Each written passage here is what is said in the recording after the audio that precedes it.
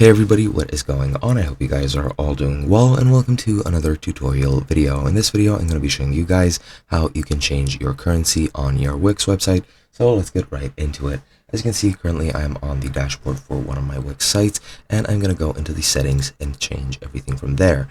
Now, once you're here, you're going to want to go into language and region.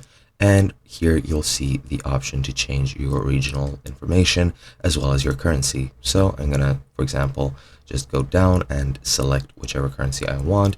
For example, let's just choose the Tanzanian shilling, because why not? And as you can see, that currency has been changed. However, there is another way to change it. And if I go back into settings, first let me save the data. But if I go back into settings, another thing you can do is go into invoices and quotes, and here you can set up your tax information. You can add new tax, name it whatever you want, add the rate, and click save.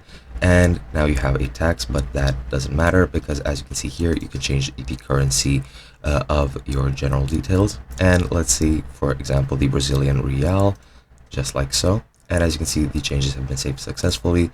And if I go back into my language and region, it should have changed to the Brazilian real. It looks like it didn't. It only works for those invoices. You can set that up for anything you want without changing your main currency. But as you can see, if you want to change the currency in general, this is where you're going to do it. Just select whichever currency you wish, click save, and that's going to be it. And as you can see, your changes have been saved, and now my currency is the Czech crown. And that's pretty much it. Hope you guys enjoyed, and I'll be seeing you guys in another video.